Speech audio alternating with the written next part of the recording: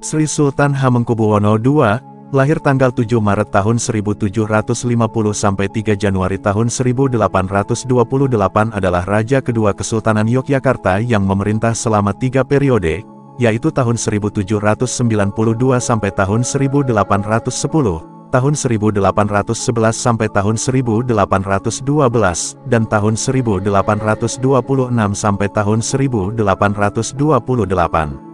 Pada pemerintahan yang kedua dan ketiga ia dikenal dengan julukan Sultan Sepuh. Masa jabatannya yang kedua adalah yang paling singkat dalam sejarah Kesultanan Yogyakarta.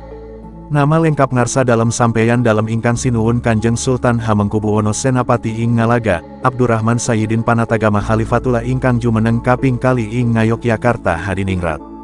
Beliau dilahirkan tanggal 7 Maret tahun 1750 ketika ayahnya Pangeran Mangkubumi melakukan pemberontakan terhadap Mataram dan VOC. Ketika kedaulatan Hamengkubuwono I mendapat pengakuan dalam perjanjian Giyanti tahun 1755, Mas Sundara juga ikut diakui sebagai Adipati Anom. Pada tahun 1774 atau tahun Jawa 1700, terjadi kegelisahan di kalangan Kesultanan Yogyakarta dan Kasunanan Surakarta akibat mitos akhir abad, bahwa akan ada sebuah kerajaan yang runtuh. Dalam kesempatan itu, Mas Sundara menulis kitab Surya Raja yang berisi ramalan bahwa mitos akhir abad akan gugur karena Surakarta dan Yogyakarta akan bersatu di bawah pemerintahannya. Naskah tersebut sampai saat ini dikeramatkan sebagai salah satu pusaka Keraton Yogyakarta, dengan nama Kanjeng Kiai Surya Raja.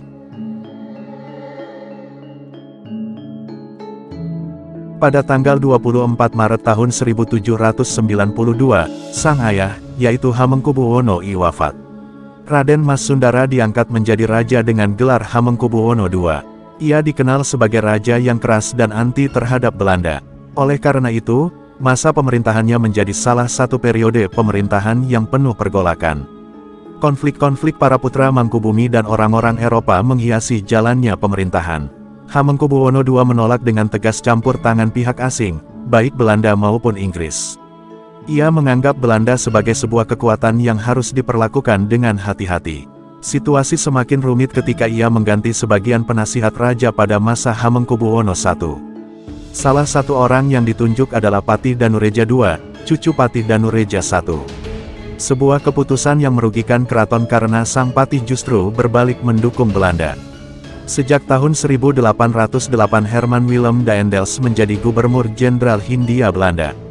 Daendels dikenal sebagai Gubernur Jenderal yang anti-feodalisme.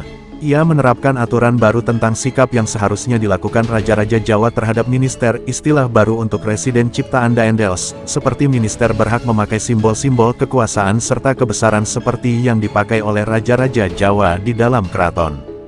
Minister juga tidak perlu melakukan aturan menurut tradisi Jawa yang merendahkan martabatnya seperti melepas topi, bersila dan duduk lebih rendah dari raja atau mempersembahkan sirih dan tuak kepada Raja Jawa. Selain itu, Daendels memerintahkan agar segera menggantikan peraturan tata upacara lama dengan yang baru di Keraton Jawa. Hamengkubuwono II menolak mentah-mentah peraturan ini karena dianggap merendahkan derajatnya. Sedangkan Pakubuwana IV menerima dengan taktik tersembunyi, yaitu harapan bahwa Belanda akan membantu Surakarta menaklukkan Yogyakarta. Hamengkubuwono II juga bersitegang dengan Patih Danureja II yang dekat dengan Belanda. Ia memecat Danureja II dan menggantinya dengan Pangeran Natadiningrat, putra Pangeran Natakusuma, adik Hamengkubuwono II. Kemudian Hamengkubuwono II juga merestui pemberontakan menantunya, yaitu Raden Rangga Prawiradirjo III, Raden Ronggo, Bupati Wedana Madiun yang menentang pemanggilan dirinya ke Bogor akibat kasus kerusuhan di Ngebel dan Sekedok, berkaitan dengan pemaksaan penyerahan hak pengelolaan hutan kesultanan oleh Daendels. Belanda akhirnya menumpas pemberontakan Raden Ronggo dengan pasukan gabungan antara Belanda, Surakarta, dan Yogyakarta. Daendels semakin mencurigai peran Hamengkubuwono II di balik gerakan Raden Rangga, apalagi dari surat yang diambil sebagai barang bukti dari jasad Raden Rangga terdapat cap berlogo kesultanan. Hal ini menyebabkan keributan antara kedua pihak. Sultan menolak tuduhan itu karena cap kesultanan sehari-hari berada di kantor Patih. Pada bulan Desember tahun 1810, Daendels menyerbu Yogyakarta, menurunkan Hamengkubuwono II, dan menggantinya dengan putranya, GRM Suraja, sebagai Sultan Hamengkubuwono III, menangkap Pangeran Natakusuma dan Natadiningrat, serta mengembalikan kedudukan Patih Danureja II. Pada tahun 1811 pemerintahan Belanda atas Jawa dan Nusantara direbut oleh Inggris. Hal ini dimanfaatkan Hamengkubuwono II untuk kembali menjadi raja, dan menurunkan Hamengkubuwono III sebagai putra mahkota kembali. Tak hanya itu, Sultan juga berinisiatif menyingkirkan Danureja II yang dianggap sebagai biang keladi masalah yang dihadapi Sultan dengan Daendels. Pada September tahun 1811, Danureja II dibunuh di depan Siti Hinggil atas perintah Sultan ketika hendak menghadiri rapat di keraton. Sikap Hamengkubuwono II terhadap Inggris sama buruknya dengan sikapnya terhadap Belanda. Terutama pada putranya, Mas Suraja, sikap Sultan bisa dibilang amat keras, mengingat putranya tersebut dianggap turut berperan dalam menyingkirkan dirinya dari singgasana Kesultanan tahun 1810. Pembersihan besar-besaran yang dilakukan Sultan setelahnya, bahkan nyaris mengancam keselamatan jiwa sang putra mahkota. Dengan Inggris, tercatat nyaris terjadi pertumpahan darah antara utusan Raffles dengan kerabat keraton di depan Sultan, hanya akibat kursi untuk Raffles diletakkan lebih rendah dari singgasana Sultan, sewaktu wakil gubernur Inggris tersebut hendak mengunjungi Yogyakarta bulan Desember tahun 1811.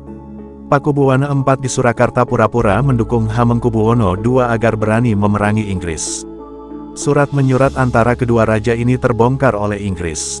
Maka, pada tanggal 19 Juni tahun 1812, pasukan Inggris yang dibantu Mangkunegaran menyerbu Yogyakarta. Terjadi perang besar yang berakhir dengan kekalahan kesultanan. Hamengkubuwono II ditangkap dan dibuang ke Pulau Penang, sedangkan Pakubuwono IV dirampas sebagian wilayahnya. Hamengkubuwono III kembali diangkat sebagai Raja Yogyakarta. Pangeran Natakusuma, yang mendukung Inggris, diangkat oleh Thomas Raffles sebagai Paku Alam I dan mendapat wilayah berdaulat bernama Pakualaman.